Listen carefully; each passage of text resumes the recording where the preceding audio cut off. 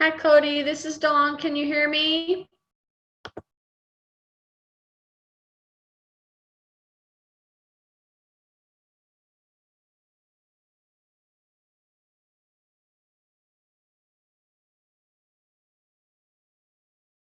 Karen, can you hear me? Well, let me see what I can do with my sound here.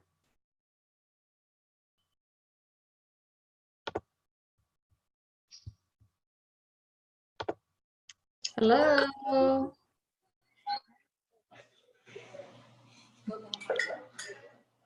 Hi, Dorothy. How are you? Good. How are you?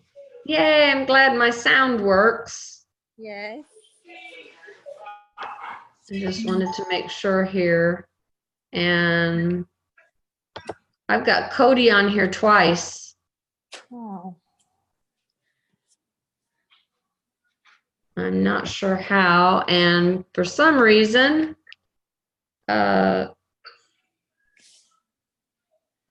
is just trying to get on.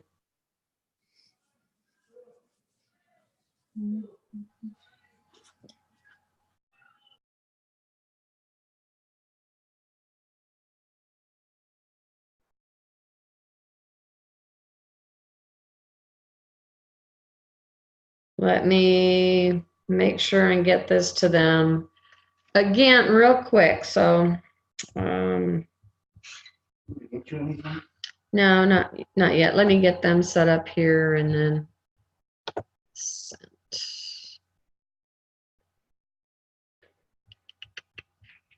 I've got a few people on here.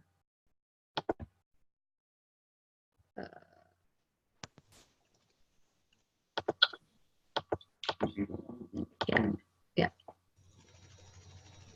Hold on, let me find. Here we go. They seemingly didn't get this. Everybody on here, so for some reason they didn't get that. That's what they said.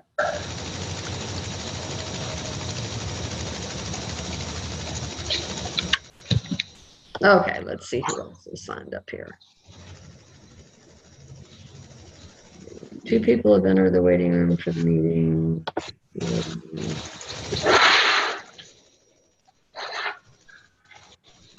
So Dorothy's muted herself.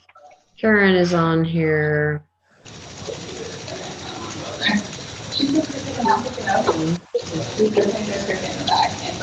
Only on here once now. Oh, I picked it up.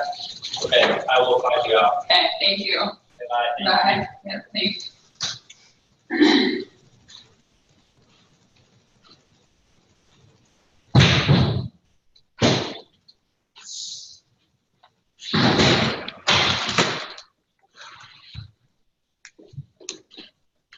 Okay. You guys did get the email from Toby. Obviously, in case you don't, this should be the same code that you would use for the next couple of months, but I will try to send it out the day before just as a reminder and then get connected. And it's supposed to be Blanche on here tonight, and so I guess we're still working out some of the kinks here. Here, we just got a bunch of people on.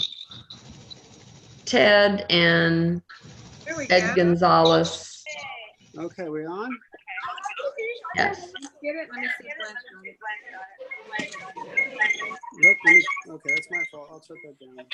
Yeah, somebody has their cell phone on as well. That So was me, my fault, my bad. Joan and Ted, Hey. the link that you have on here, it's the same link every month. Okay. So I will send out a reminder, but just keep this somewhere for the next couple months at least while we have this going. And I will always try to, at least for the next couple months, be the one to be the facilitator and turn it on. Okay. We lost a couple of people on here in the connection. Blanche is still trying to get it. If you can turn yourself up, Joan, because I can't hear you. I need earplugs, maybe? Earplugs. Tienen un revolú conectando, mira, está todo el mundo. Yo puse para que no me vieran a mí no me hace falta que me vean. And there's Teresa. Don. How come I don't see Teresa here? Ted Herman. Hi, Teresa. Hi. That better? Yes, it is. Thank you so much. Did you get in touch with Blanche? I haven't heard back from her. Okay.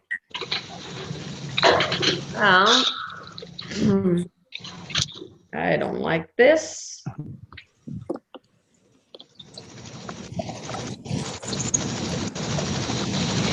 Ooh, that's loud.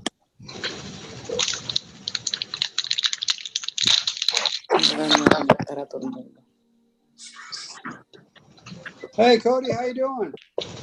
I'm good. Can you hear me? A little bit. A little bit? Yeah. There's Roberto Villafana. Hello. Long time no see. And Trooper George. Hey, Toby, I like your shirt.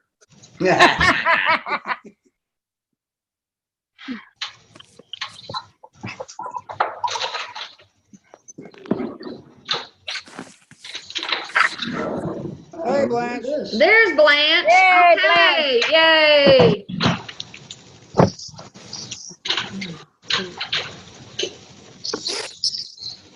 Hello? Okay, so Blanche, can you hear us? Yes, now I can. I can see you and I can hear you. Okay, I'd like you But to only turn up on your my- volume, please. Only on my cell phone. On my computer, I still have the spinning blue wheel. Okay?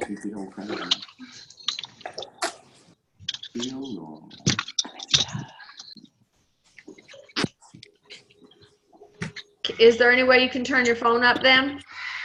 I did. It's at the max right now. Okay. So you can't hear me? I can hear you.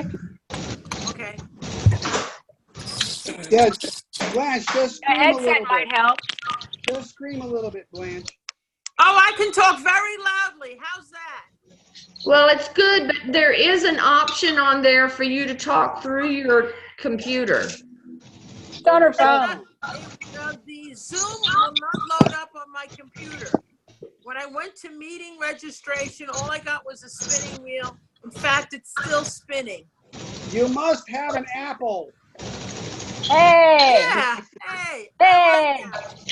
Apples are good. I like Apple.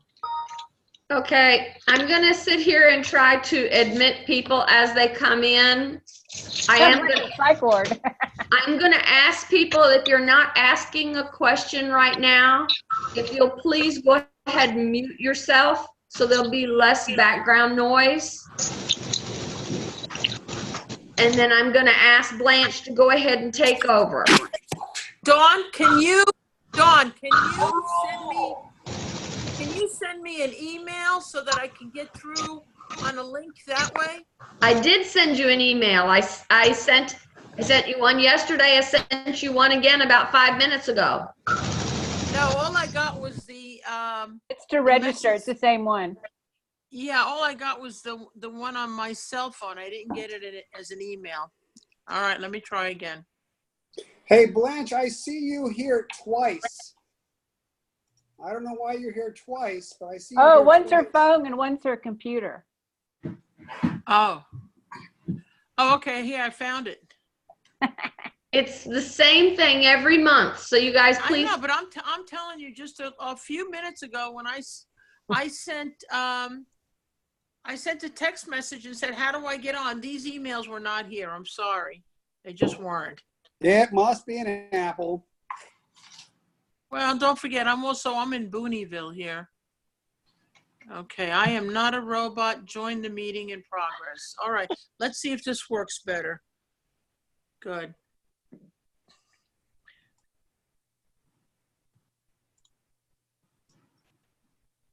Okay, try talking, Blanche. Two Blanches, There two we go. Blanches. I There's- love it. Kill your Double Blanche. Is Kill it Vince's a Blanche sandwich? Ooh. Yeah, one picture of me is just not good enough. That's right. You got Vince right. Got Vince right between. Waiting. Hey, Vince, how are you? Hey, is mine working okay, or do I need to call technical support too? Yeah, you're Actually, working I see fine. Blanche. Blanche, just shut your phone down. Okay, you want me to shut my phone off? Yeah. Okay. There we go. Oh, you came back. I Yeah. only have one Blanche now instead of three. Oh, there you are. She's back again. I can't. Hang up. All right. Okay, so we're going to start this meeting now? Yeah. Please. Let's get the All right, party all right. started. You want to tell everyone how you started in biological dentistry real quick? Oh, sure. Sure. I'll give you the Reader's Digest version. A patient gave me an article to read about mercury toxicity. Of course, I thought it was rubbish, but I was polite. And I said, sure, I'll read it. And I was blown away by the number of scientifically published papers, peer-reviewed, double-blind, university-based papers that talked about mercury and how toxic it was.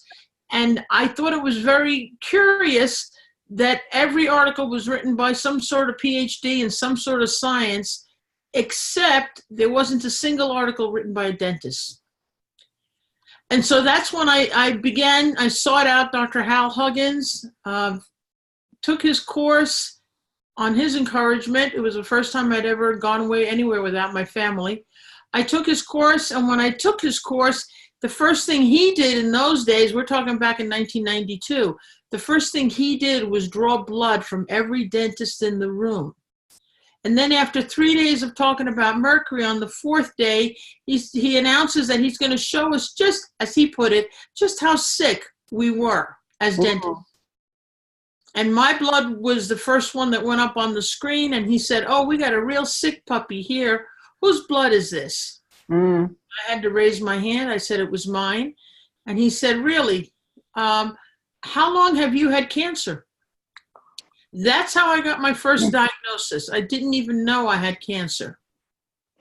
And then his next question surprised me even more. He said, Blanche, how many root canals do you have in your head? And I thought, wait a minute. I just met this man. This is a course on mercury. We've been talking about mercury for 3 days. And now he's asking me how many root canals I have. How does he know that? So I said, well, I have 5. He says, good, you're going to get them taken out, right? I said, hell no. Are you crazy? I'm a dentist. I'm very proud of the fact I have 32 teeth. And I plan on going on my grave with 32 teeth. He looked me straight in the face and he said, yep. Don't agree. Exactly what you're doing, sooner rather than later. That was my introduction to biological dentistry. It took me 4 months to convince myself that he was right, that maybe I should get my root canals taken out. And when I did, it turned my world upside down. And I made the decision then, and my leukemia, by the way, disappeared in 3 weeks after my root canals were removed. I made the decision then that I was going to follow Hal Huggins and do everything that he did, say everything he said, read everything that he read, because I was already 42 years old. Why should I try to reinvent the wheel? And it was one of the smartest decisions I'd ever made. And so I'm a 2-time cancer survivor now. And I really firmly believe, as Hal Huggins said many years ago, 95% of all diseases start in the mouth. And I thought he was insane when he said that. I really thought that was crazier than telling me I should get my root canals taken out.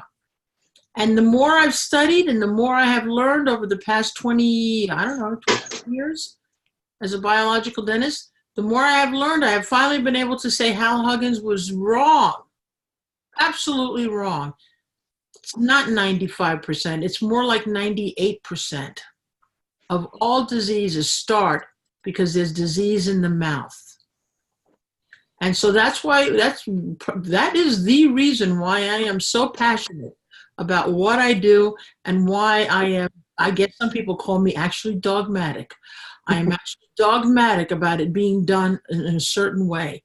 Because if mine hadn't been done in a certain way, perhaps I wouldn't be sitting here talking to all of you. It's that simple, okay? So that's my introduction to biological dentistry. And I've seen everything that Hal taught me. I mean, little by little, it always proved to be correct. Even the things that he said that, you know, people went, oh, pish posh. There's no scientific evidence for that. You know, muscle testing. Come on, show me the scientific proof. Really? Alternating days of having dentistry? Show me the scientific proof. Really? Homeopathic? Show me the, you know, all those things in the beginning, we didn't have the scientific proof. Holistic dentistry and biological dentistry and integrative medicine and all these names that we've given to ourselves because we're relatively new. If you look at the whole history of medicine and dentistry, we're a brand new field. And so we're not really quite sure what to call ourselves. I had somebody today come up to me and say, what's a functional doctor? I said, one that's working? I don't know. Okay. We have all these names that we're all calling ourselves. We're all trying to learn things, and it really is a relatively new field, but the science is out there. And I'm excited because every day, Anita and I find more and more science to prove that not only was Hal Huggins right, but 90% of everything that is done out there in conventional medicine and dentistry is wrong. It is just flat out wrong for the human body. Okay? So that's where I'm at. I wake up every day excited to go to work because 95% of my patients have cancer. They're on death's door already. And you ask me what I do for a living? I save people's lives. I try really hard to save people's lives. So every day is very exciting for me. I had a great day today. Great day. I had a fellow who had ocular cancer. Now, I've seen a lot of, breast cancer, prostate cancer, colon cancer. I haven't seen too many ocular cancers. So Did he have a root canal? Of course, on the same On side. He had cancer and he had the root canal on the same side. Always. And so his cancer is inside the vitreous humor. Oh. I bet you that's a hard place for the body to send white blood cells to clear up. Just like the body has a hard time sending white blood cells to teeth in the lower jaw and the upper jaw and other places in the mouth. But, we got his 3 root canal teeth taken out today. 3 root canals and 3 cavitations. Yeah. Cleaned them up. Blanche. Yeah. When you had the second round with cancer. Yeah, the second round was colon cancer. Okay. That was not diagnosed by a medical hospital. The first one was diagnosed Colorado Springs General Hospital. The second cancer I got was, I never changed my diet, by the way. I had my dental revision, and I thought, nah, I can keep eating all the junk food I used to love to eat. Okay, I continued doing that. When we were at Capital University, my husband and I went to Capital in Washington, D.C. When we were at Capital University, I went up to a good friend of mine who was a naturopath, and I gave her all of my symptoms. I told her, we were talking in class about being regular. Yeah, I'm regular, but I only poop every 3rd day. Regularly every 3rd day. Regularly every 3rd day.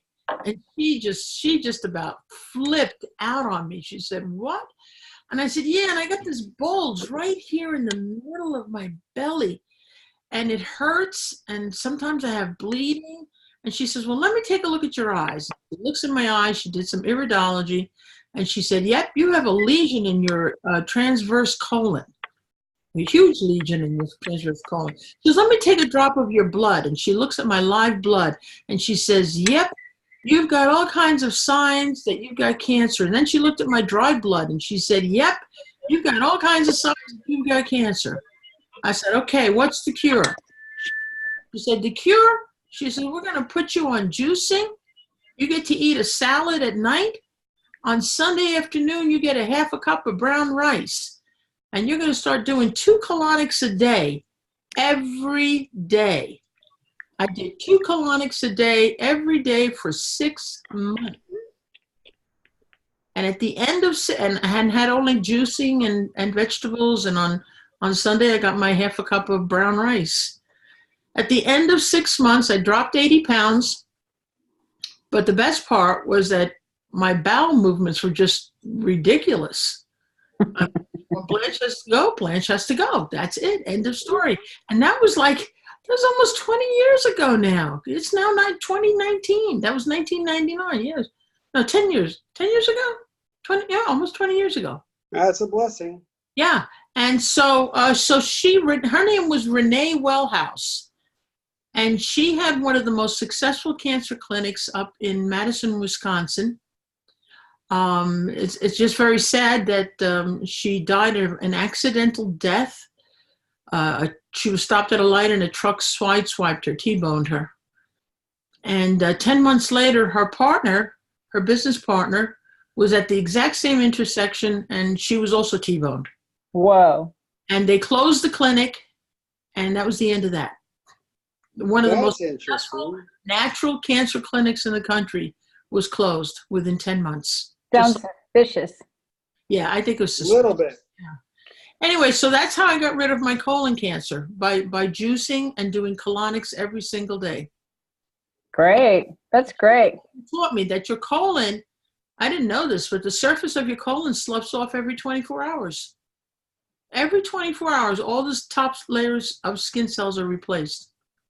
Blanche, when you made the decision to go into biological dentistry, can you tell some of these individuals that are new to this, what do you feel are some of the most important steps that they take to get to a place? What equipment do they buy? What training do they do for their staff? What changes do they make insurance-wise? Okay, let's start with what kind of equipment do you need to purchase? Where do you go for your education? And IABDM, of course, is the place. I mean, we really teach biological dentistry. And in the Huggins-Gruby protocol course, we teach how it's done. You know, what kind of equipment you need. You need to buy some things. You can't just drill and fill the old-fashioned way. You need, number 1, to protect yourself. Number 2, protect your staff. And number 3, protect your patient. And so you're going to have to purchase some stuff. You're going to have to buy a gas mask, several gas masks. And you can get those through IAMT. They sell gas masks. You have to buy a gas mask. You have to have a filtration system in your office, a good filtration system in your office. Hey, Edward, you joined us. Good. Can you see me? I see you. No? Okay, anyway. I think he's muted. Okay, he's muted. He's not usually muted. So you have to have a good filtration system. Many of the dentists will have the air from their operatory filtered out and going out into the outside world, which unfortunately, increases more mercury into the environment, but at least we're not breathing it in and our families are not breathing it in right there in the office. So that's probably the second piece of equipment you have to purchase. There's a machine out there called Mr. Snuffleupagus, and it looks like it's a vacuum cleaner basically with a huge nose, big white plastic nose. Many people are under the illusion that Mr. Snuffleupagus is a vacuum cleaner and it vacuums the air away from the patient and it vacuums up the mercury. Well, yes, it does vacuum some of the air away from the patient, and that's a good thing. because you can hook that up so that the exhaust goes out into the environment.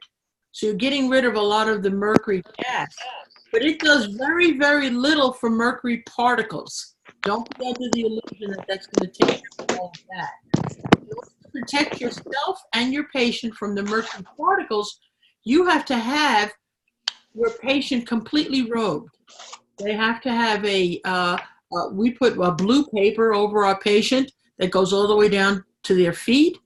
We wear those paper jackets, which are really hot in the summertime. But the nice thing about it, and we have one of those little paper things that you put over your face, also your hood, your hat. I mean, so after you've removed a quadrant of amalgam fillings, you take all of that paper, roll it all up, put it in a garbage bag, and it goes out of your office. So number one, you need a gas mask. Number two, you need air filtration system to get the stuff out of your office as fast as you can. And number three, you need to change your clothes after every quadrant of amalgam removal. You need to take everything off and throw it away. Don't sit there and spend another hour doing composites with all these little particles of mercury outgassing and poisoning you and your staff. Okay, don't do that. So those are probably the three most important pieces of equipment that you need to have in order to do safe amalgam removal. You need a gas mask, you need an air filtration system, and you need to cover the patient and yourself. And that drape can actually get tucked underneath the rubber dam. I'm assuming you already know that you have to have a rubber dam on the patient. Dr. Boyd Haley is the one who told us that rubber dam does not prevent, while it prevents the particles, it does not prevent the gases. So the gases still go through that rubber dam. So we recommend getting something called HGX. The HG stands for mercury and the X means getting rid of it. It's a cream that comes out of a shitty little town called Pittston, Pennsylvania. Get yourself some HGX cream. It's a sulfur-based cream that we smear all over the rubber dam.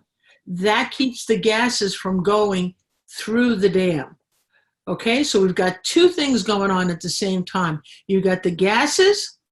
Some of them are going up Mr. Snuffleupagus. Most of them are going up your dental assistant suction. And then you've got the particles. Some of them are going to go through that rubber dam. So you want to stop that with the HGX cream. And then you've got the particulate matters. A couple of them will go on the sock that's inside Mr. Snuffleupagus. Some of them will go up the suction of the dental assistant. Most of those little particle sizes will go on your jacket, on the patient's drape, and all around the patient's bib, all around the room. So all of that has got to get all cleaned up and gotten rid of. Okay? If you can pay attention to those three things, you're on a good road to doing at least safe amalgam removal. Now, what are you going to do about the amalgam that goes past the rubber dam and is inside the mouth of the patient? You're not going to, you can't stop after, 1 second of drilling, go behind the rubber dam, suction it out. I mean, you can't do that. You've got to take the whole filling out, right? I mean, there's nothing you can do. You don't, no matter how good you are, no matter how tight you are with your rubber dam. Some people actually put composite around the neck of the rubber dam. You're still going to get some mercury through that. And that's why I highly, highly, highly recommend all of you get a course on phlebotomy. Get a course on learning how to stick an IV needle in somebody and give them IV vitamin C. Hey, Blanche. Yeah. Hey, Blanche, the day after you became a functional or a biologic dentist, yeah, did you start poking veins right away? The day I came back from Colorado, I closed my office for 3 weeks because it took me 3 weeks to get the equipment I needed. I closed my office for 3 weeks. When the 3 weeks were up, I had my first patient came in I stuck that needle in. I've never stuck a needle in somebody's arm since dental school. I graduated dental school in 92, 2002. Gosh, it was almost 20 years until I stuck in somebody's arm. And so you know what happened? This was a big, muscular man. I mean, he was huge. I stuck that needle in. I didn't push it in hard enough. So the blood squirted up. It started going up to the ceiling. What a mess. But I didn't let that stop me. I did it again, I did it again, and I did it again until finally I got that needle in the right spot. You bet. Question. Right away. Who else in this group is comfortable with phlebotomy? Anybody else? Who else is doing it? Two. You have to speak up because I can't see everybody. I worked as a phlebotomist. All right, so that's 3 people, 4 people, 5 people. Yeah, I know you, Dawn. Anybody else? Yeah, do it. Phlebotomy courses are easy to take. All right. So yeah, the idea, and again, one of the challenges I think that we have as biological dentists has to do with what are we legally able to put in. We can take blood out, but it's the putting in where it gets a little sticky. I know in the state of Florida, it's a serious issue, a serious gray area. So currently what I do is I cannot really put anything in like that. I send them out to a local area where they can get the IV vitamin C nearby. I would love to have it done in the office, but right now it's not feasible. Does anybody else have that same challenge? We can do PRF and PRP. That's pulling That's it different. out. Not a Yeah. That's pulling it out. That's interesting. If you write a prescription for IV vitamin C, can you have a phlebotomist come in and do it? No, not in Texas. Not in Texas. No, Texas dentists do not have a duty to delegate. Aha. So if you got a physician to write a prescription for IV vitamin C, could somebody else put it in, or does it have to be a physician? You could do that as long as you have a physician. So the safest way is to get a medical director of your facility and, you know, trade out with them or charge them a small fee. And that way you could have someone in your office trained as a phlebotomist that could then draw blood. Now, phlebotomist cannot start an IV and give something. A phlebotomist can draw blood out. Right. You would have to have a nurse or someone who could start an IV and administer vitamin C IV. You mean an RN? You don't mean just a... Correct. Okay. All right. Yeah. So, all right, so does everybody here understand why vitamin C is a good idea to administer to the patient? Even if you do the lipospheric Cs, which I do. Does everybody have an understanding why that's a good idea? Everyone's John, muted. You want to explain why it's a good idea? Go on, Blanche. Oh, okay. Yeah, sure. Okay, so what is vitamin C? Primarily, vitamin C is an electron donor. So why do we need extra electrons if we're taking out mercury fillings? Well, just about everything that's bad in your body, all of your heavy metals, all of your bacteria, your viruses, your fungi, they are all positively charged. So as they travel through your body, they steal electrons from you. And that's why you feel tired when you have a flu infection. That's why you feel tired when you have a bacterial infection. All right, so everything that is bad for you is usually positively charged, and it steals electrons from you. Now, our major detoxifier in the body is glutathione. Glutathione is our best and major detoxifier. Unfortunately, every time glutathione grabs a molecule of mercury and takes it out to the kidneys, it loses its electron. I often tell patients it's like somebody giving you a grand tour, an escort a police escort in the highway. Well, even with a police escort, they still have to pay the toll when they get to the toll booth. And once the toll booth, the money's paid, you don't have any more money left.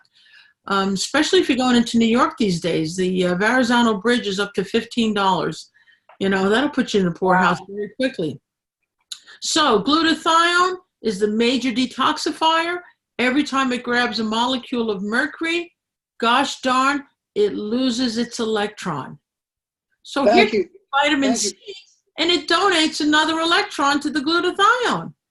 And so you have this continuous circle. It dumps off the mercury in the intestines. It swings right back. It gets another electron from vitamin C. Now it can grab another molecule of mercury, or it could be cadmium, it could be aluminum, whatever. It grabs another molecule and is able to take it out.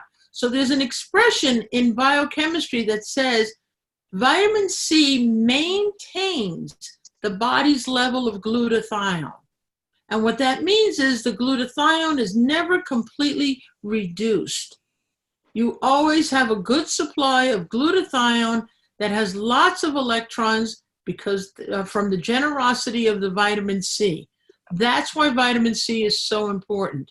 So those of you who do not have access to IV vitamin C, like Joan said, the next best thing is lipospheric vitamin C.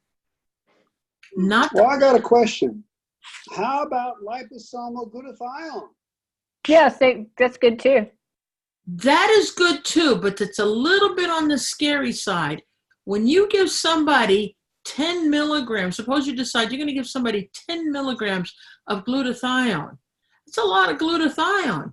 You don't know how much, and it does a lot of detoxifying. You don't know how much of that your kidneys can handle. You don't know. This is why Blanche doesn't really like strong chelating agents. You don't know how, everything still has to go through the toll booth. I take it. The kidney. Yeah. So what blood work would you suggest to check to make sure that you have good renal function? Well, you could do a renal test. A renal test is sometimes not that good though, because you want to be able to see, what's your creatinine today, and then take the test again, say a month from now, and see if the creatinine has gotten better or worse. Because you have to have a lot of kidney damage in order to have a change in your creatinine of 1/10 of a point. As a matter of fact, if you have a 1/10 of a point change in creatinine for the worse, you've got a serious problem in your kidneys. Your kidney numbers, your creatinine, your blood urea nitrogen are not always real good indicators of the condition of the kidney. The kidney can hide a lot of its problems. It will not tell you until it's really serious. Thank you, Blanche. I have another couple questions here, and this is trying to get the other participants more involved. I know we're throwing a lot of very advanced stuff up at you right now. Mm-hmm. And I'd like to hear from some of the audience at this point, because it's great that we can discuss all this fancy stuff, but if it's way past where you guys are, I need to try to help guide you to get you to that point. So I'd like to hear from the audience. Yeah. Cody, you got anything to say or questions? Unmute, Cody. We can't hear you, Cody. Unmute. Cody, unmute. There we go. Nope, still can't hear you. You're still muted. Yeah, he's working on it. Lower left. Blanche, can you hear me? Yes, yeah. I can. I have a question. You talk about a filtration system. Can you elaborate more on that? Because I just want to make sure what we have or what we're using it meets the specs, and at least, it is safe enough. We do, that's really what I want to know. What exactly filtration system, what do I have to do in order to be safe? Well, I'm certainly not an expert on filtration systems. I can tell you that. I just know that there's all different levels out there. I would say your typical system that says it's a HEPA filtration system, the ones that are used for people with allergies, those are usually high quality filtration systems. But you always have to ask the question, where does the air go in the back end of the filtration system? May I make a comment on that? Yes, please. One of the things about the filtration systems that we like is we like sulfur impregnated activated charcoal. And the reason we want that is because it will neutralize the mercury as it passes through. A HEPA filter is awesome for reducing particulate, but we need to get that vapor. And that's the dangerous part that we're dealing with. It's the vapor. Right. So I know there's that Snuffleupagus. They have an activated sulfur in their system, and I believe there's another manufacturer that's out there too. That I use their system. I got 2 of those. That's very active in terms of trapping the mercury vapor. Those things need to be changed about once or twice a year, depending on how much you use them and the frequency of revisions. Did that answer your question, sir? Is this for the filtration system? Are you talking about for the respirator that you use as you are removing the amalgam? The respirator also has activated Charcoal. activated charcoal with sulfur in it. And I know, like I said, the Snuffleupagus thing also has that. Correct. Okay. I guess I was thinking more also the filtration system in the office. There's nothing related to that. Or am I wrong? In the office, like Blanche was saying, most of us try to just vent outside because recirculating inside is rather dangerous. Yes. Okay. Perfect. Okay. Are you talking about the mercury separator? Yes, we have that. We have the mercury separator. We have the cream that Blanche is talking about. Good. We got the respirators. We got the elephant nose that she talked about. It was more, we try to put it as close as possible. We use a lot the cream. And then I also tell my assistant, as I'm doing it, I may not be able to see it, but I just want him to just irrigate with water that he can just get it out as much as possible so that we can eliminate particularly going out. And at the same time, he protects the patient. That was my understanding, that cream will protect them. But the filtration system, yes, I'm curious as far as that, because as I'm using it, we got, like Blanche explained it, you get rid of everything. Once you got all the pieces out from the amalgam from the tooth, put it all in a plastic bag and get it out. Now, is that a good time to say, I don't have to use the respirator? Do you still concerned that there might be some particulate going around as you are now taking everything out and getting rid of to place the composite? That's a good question. Some of the research, and this is still research that's ongoing, I think we're trying to work on this right now. How long does it take to clear a room? And some of the early studies show that as soon as it's done, the mercury level already starts to drop. I cannot say whether or not that has to do with the particulate because we have not studied that. I know for me, I keep my respirator on the entire time. I don't take it off. I don't care. I'm in a room. I've got too much exposure as it is. I don't need to take any risks. Also a note. Perez asked the question. She wanted to know how often should you change the sleeve that's on Mr. Snuffleupagus. We change that after each quadrant, along with our jackets and our head covering, everything else. Yeah. And Blanche is doing full mouth too. So you're doing full mouth. So yes, I do full mouth. So I have to clean up after each quadrant because I'm going to be going on to the next quadrant. So just so y'all know, that's a great idea because you understand why. The understanding why is because the particles, the mercury vapors, all that junk, whatever splashes up will be caught in that sleeve. And if you leave it there, all it does is off gas. Right. And also, when you take your stuff out to the garbage, leave the lid up so that the next person, if you leave it down, then they open the garbage can, they're going to get a waft of all the vapors too. Okay. Unless Wow, you don't okay. like them. Cody, you're unmuted in case you had a All right, question Cody, you wanted let's to go. ask. Really? Cody, I can't hear you. I heard you before. I can't hear you now. I hear music. I have one more question. Hold on one second. Hold on, let Cody. go. Yeah.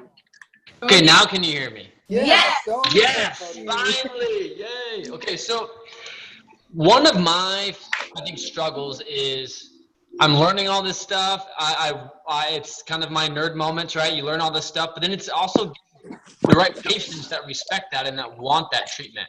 Right. Like right now, I see all these, not that they're bad people by any means, but you get your typical insurance patients who they could give a rip what you're using, why you're using it, that type of thing. And I'm working on getting away from that, but I don't know if there's any better way to get away from that and to get patients that desire that type of treatment. Well, I'd like to have a little comment on that, because when I first started, I accepted everything under the sun, all right? And it was HMO, PPO, you name it, it was in my office. And as I learned that this stuff is not so good, I said, well, I had heard from other practitioners, well, you could charge extra to the patients who want the mercury out safely, and then just don't take it out safely on the other ones. Well, ethically, I couldn't do that. Yeah, So basically, I did it for everybody, and the ones that didn't understand what I was doing, I would explain it to them, and they would walk away with like, oh, geez, the other guy never did that. And so that's going to kind of spread the word that this stuff is very dangerous, very poisonous, and you got to take it seriously. And that was how I started way back in the day. Okay. I did lose some patients in the beginning. When I opened my office 3 weeks later and I announced that I was no longer doing mercury fillings and I would only be doing composite, there were some patients who thought I had gone off the deep end. You know, so what? Really? You get more of them. It only hurt for a little while.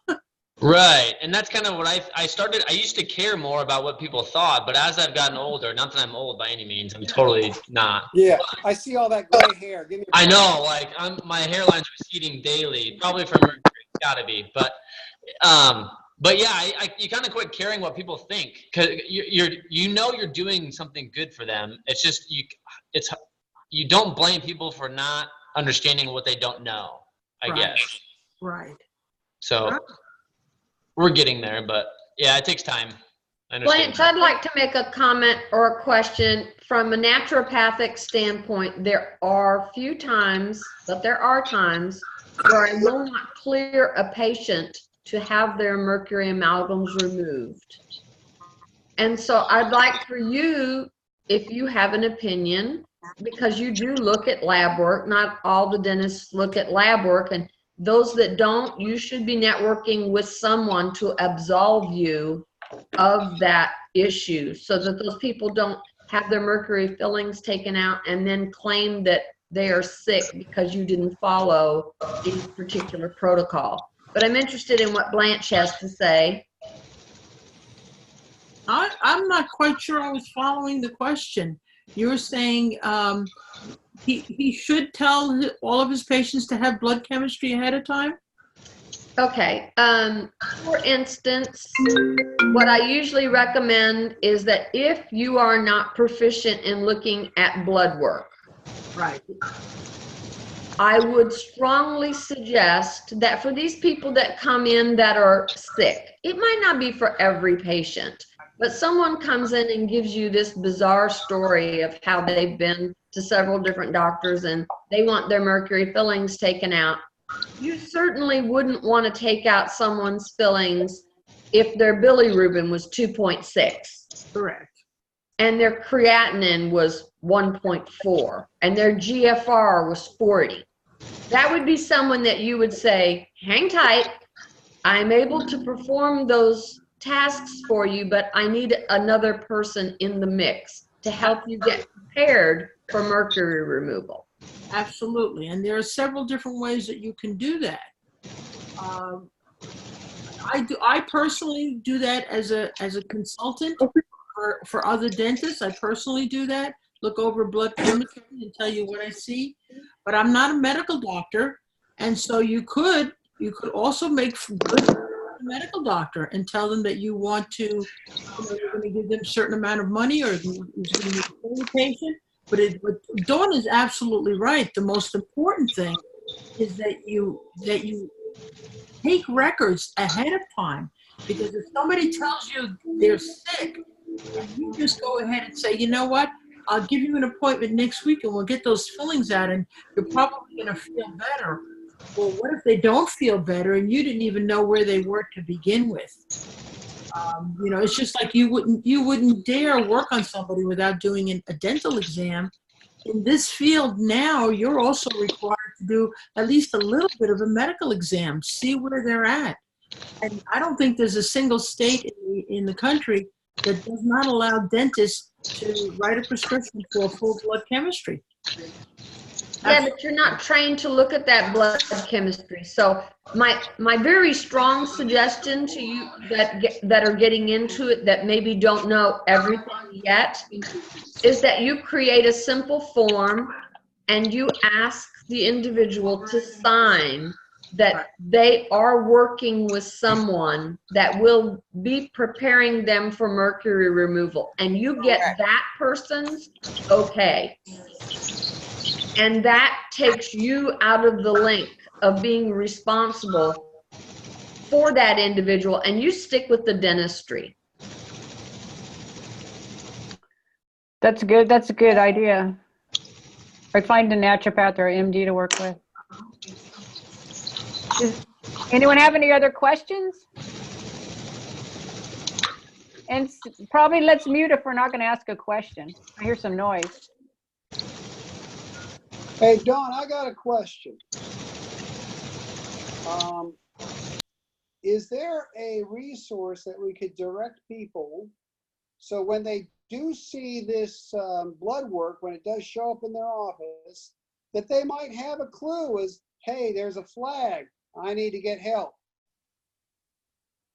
Well, certainly, even if you take one of Blanche's courses or you do some self-education on your own, that's not the issue. The issue is that your scope of practice in dentistry does not really recognize you being an expert on someone who's in renal failure. I'm not an expert in functional medicine, okay? But I better have a clue, because if I don't, I could be treating people that get me in trouble. Now, the idea is, what I'm saying is that if I have some type of guideline that, hey, if you see creatinine this, creatinine that, or whatever the blood functions are, you need to say, hey, let me find that other person. Right. You know, you're not going to get in trouble from your board for some of the things that we're worried about getting in trouble for, like mercury removal. What it's going to be is something like allowing a staff member to draw blood, not having documentation, some of the things that we really stress. So I could certainly put together something and we could do another, like a mini meeting, which I love doing those, where we could just simply go over some very basic blood chemistries. I mean, how many of you know that you should not do surgery on a patient if their platelets are less than 150? That's not something that you learn in dental school. I think that might be helpful for a lot of people. Am I correct, guys? I see a lot of Yes. things going up here. Absolutely. I see a lot Blanche? of things going up. But this is I understood this was a beginner's class. It is. Started. Okay. We try to keep it that way. Sometimes we get sidetracked. So Blanche, do you still teach Huggins' course? Do you teach his chemistry course? yeah, I teach blood chemistry.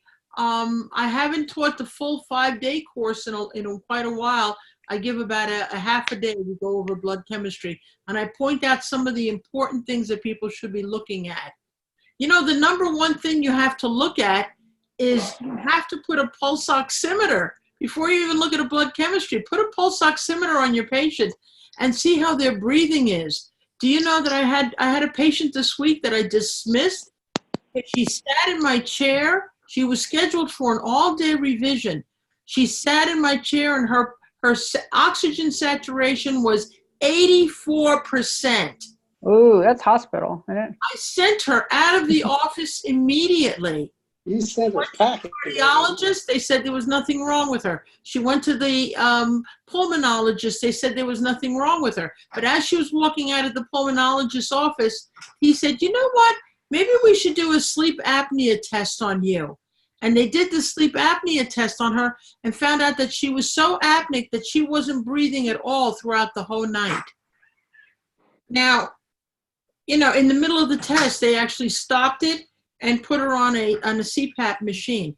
This is an example of somebody's life who I saved this week by not doing the work, by not doing the dentistry, by saying you have a much more serious problem right now. You have to breathe, and you're not breathing. A simple thing like that. Get a Criticare machine. Put your patients on it. See what their percent oxygenation is. See what their blood pressure is. This is start at the beginning with the most basic things. BP, blood pressure, pulse, percent oxygenation, and for God's sake, take their temperature. Because you're going to find all of your toxic patients have a low body temperature.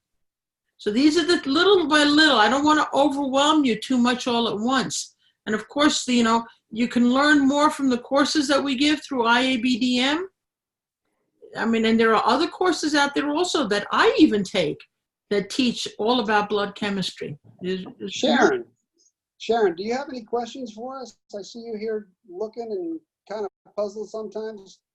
Yes, you. That's Shannon. Shannon, I'm sorry, Shannon. Unmute. Hi, Shannon. I didn't see her on there. Can you unmute? We can't hear you. You don't have any questions?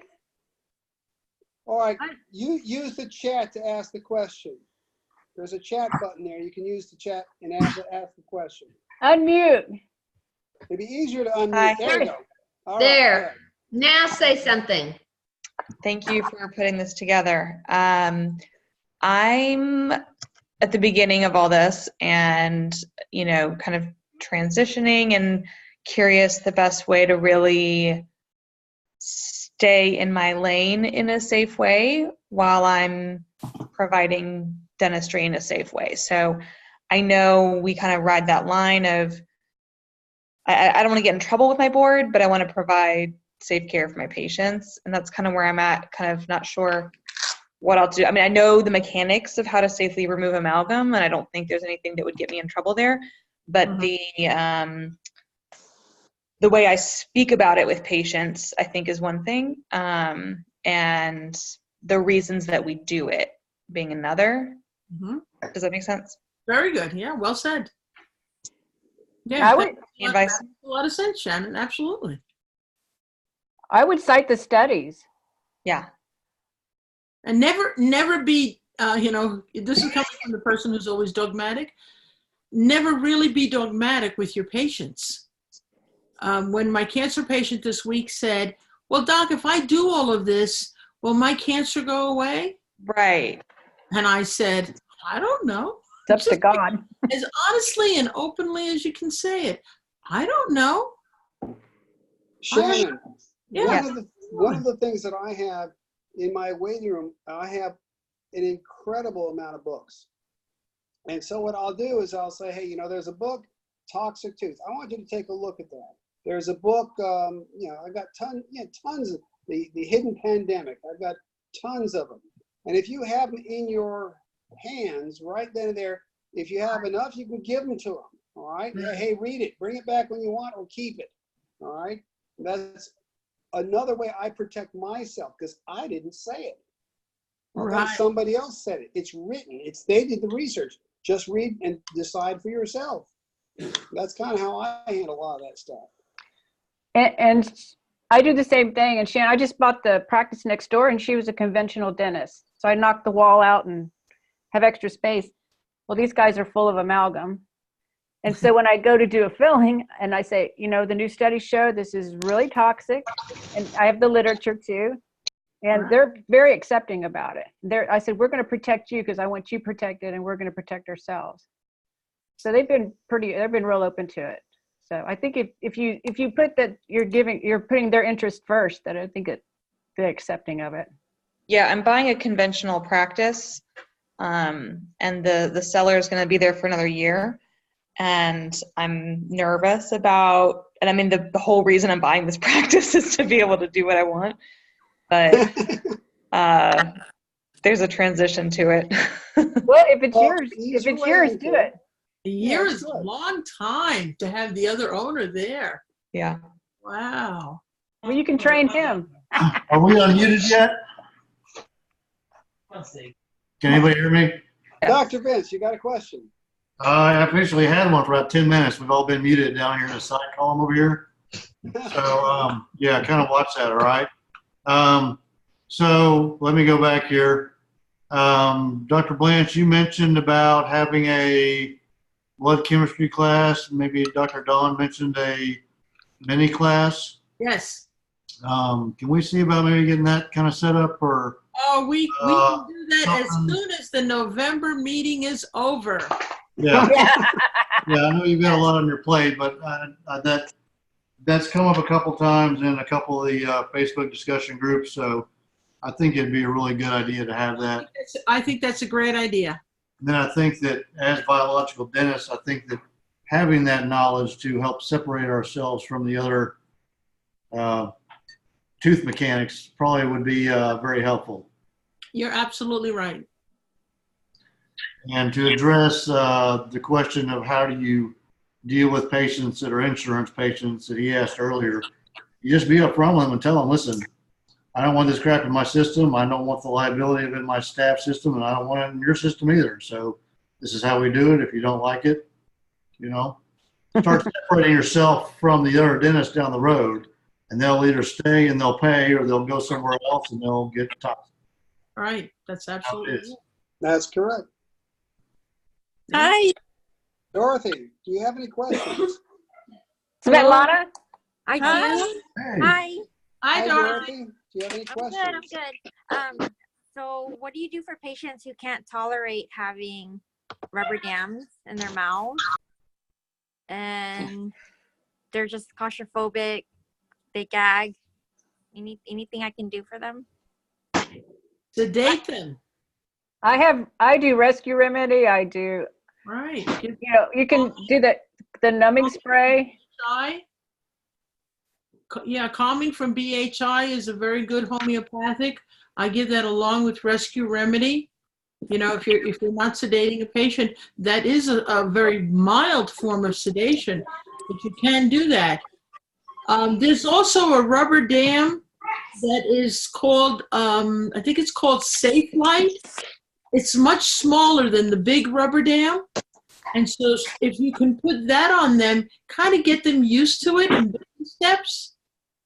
It's small, it's only about this big, and it has a plastic frame around it.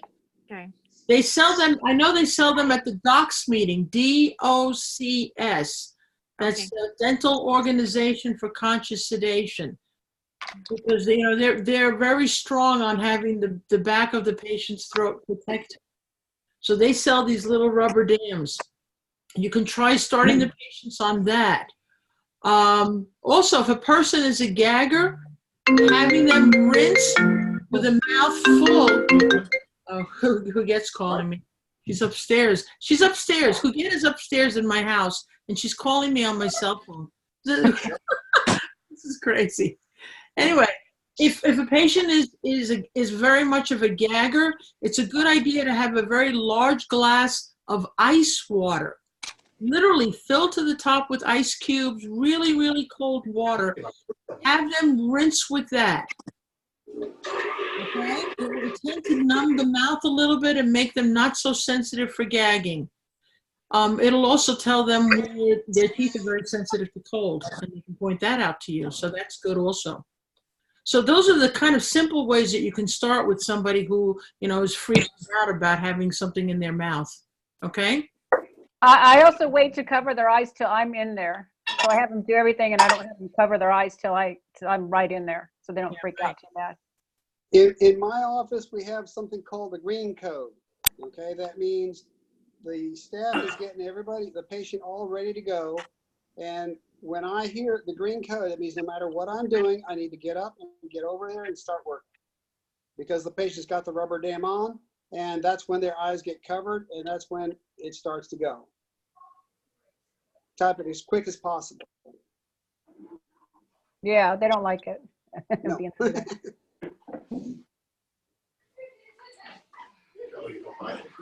Does anyone have any other questions? We're almost out of time.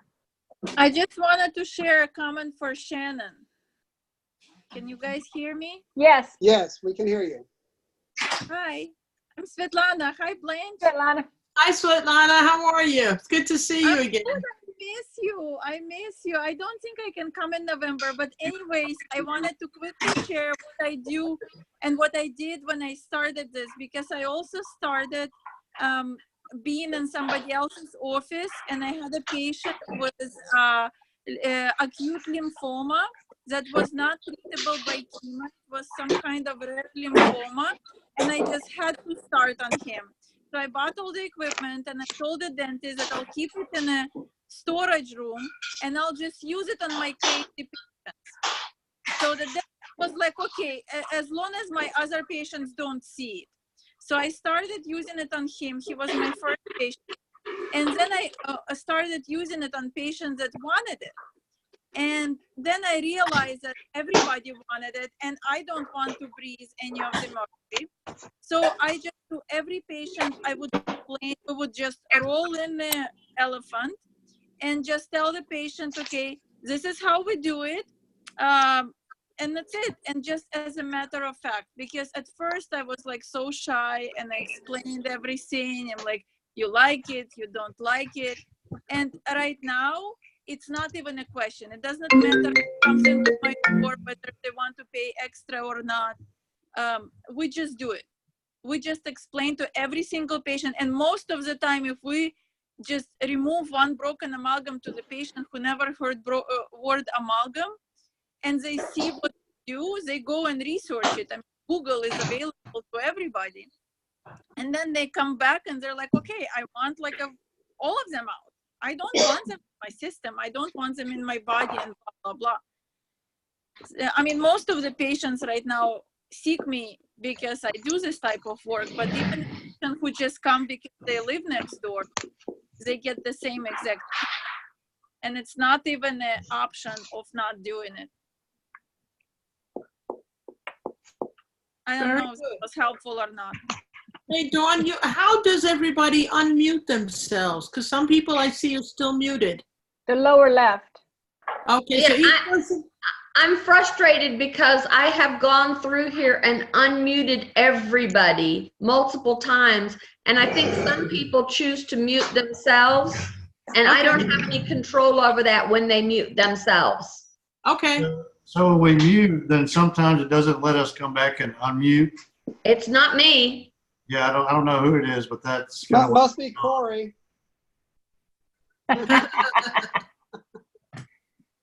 Yeah, Corey muted himself again. Wait, well. Maybe it's working now. I don't know. I would ask you guys, you know, this Mindshare program that's been about, this is our third one, and we actually have planned a couple of more, and then the last one that we have scheduled right now is November the 19th, which I actually may postpone that one because it will be immediately after our meeting in Tennessee.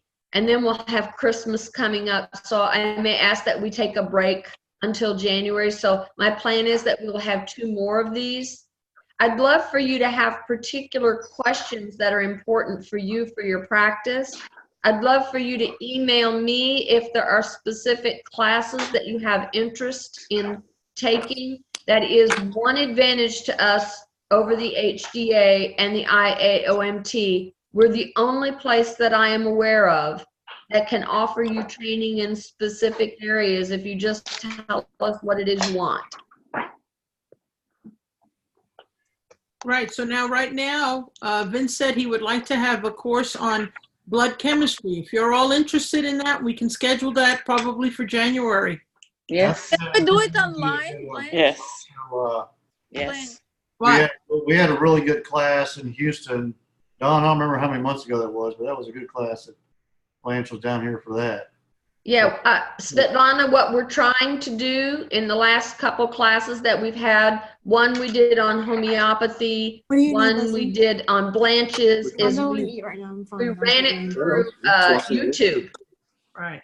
So that those that could not attend, and right now we haven't set it up where there's a fee, but ultimately once we get it down, you could choose to attend in person, which would have its advantages, but you could also choose to just attend through Skype or YouTube or whatever. Where's the laptop? Well, very good. It's now 9:10. Are we done now, or do we go for another half hour or what? No. It's it for tonight, unless someone else has another question. This has been recorded, so you give me a few minutes when the meeting's over, and then the recording logs. So I would love feedback. If you guys think that this has value, you can simply email me. Thank you. Thank you. It was great. Okay. Thank you. Good night, everybody. Good night.